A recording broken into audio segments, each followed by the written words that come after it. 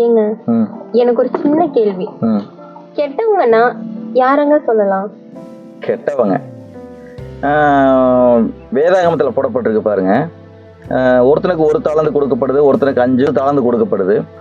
அந்த தாளந்து அதாவது அவனுக்கு தக்கதாக மத்தேயு 25ல 15வது வசனம், அவனுடைய திறமைக்கு தக்கதாக அவனுக்கு சில காரியங்கள், குடும்பமோ இல்ல பொருளாதாரமோ எதுவோ தேவனால் கொடுக்கப்படுகிறது. அப்படிதான் வசனம் போடப்பட்டிருக்குது. ஒருத்தனுக்கு 5, ஒருத்தனுக்கு 10, ஒருத்தனுக்கு 1 அப்படின்னு கொடுக்கப்படுது.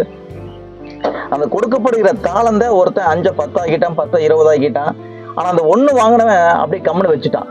அவனும் அதை நியாயமா சொல்றான், இது மாதிரி நான் வச்சிருக்கிறேன் அப்படின்னு சொன்ன உடனே கடவுள் அந்த என்ன சொல்ல வர்றாரு அந்த காரியத்தில் அப்படின்னா, கொடுக்கப்பட்ட தாளந்தை நீ பயன்படுத்தல, கொடுக்கப்பட்ட திறமைய, கொடுக்கப்பட்ட அந்த குடும்பத்தை, கொடுக்கப்பட்ட அந்த அந்த நேரத்தை நீ பயன்படுத்தல அப்படிங்கறக்காக அந்த ஒரு தாளந்து வைத்திருக்கிறவனை அவன் பத்திரமா அந்த 1 மட்டும் வச்சிருந்தான். மற்றவங்க எல்லாரும் பெருக்கிக்கிட்டாங்க, அதை மல்டிப்ளை பண்ண விரும்பினாங்க. அந்த ஒரு தாளந்து வச்சிருக்கிறவனை அவனுடைய தாளந்தையும் பிடுங்கி எவன் பெருக்கினானோ அவனுக்கு கடவுள் கொடுப்பதாக அந்த காரியம் இருக்குது. நம்ம மத்தேயு 25வது அதிகாரத்துல இருக்குது.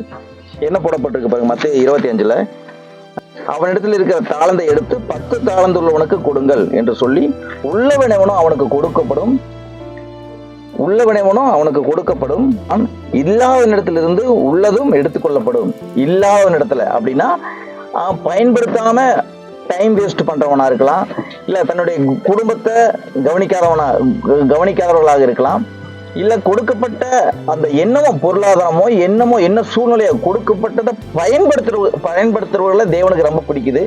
இதுல கெட்டவர்கள் அப்படி சொல்லிட முடியுமான்னு தெரியல. பட் அது யாரெல்லாம் பயன்படுத்துகிறார்களோ, அதான் இறைக்கிற கிணறு, அந்த தண்ணி எடுக்கிற கிணறு ஊற்று அதிகமா இருந்துகிட்டே இருக்கும்.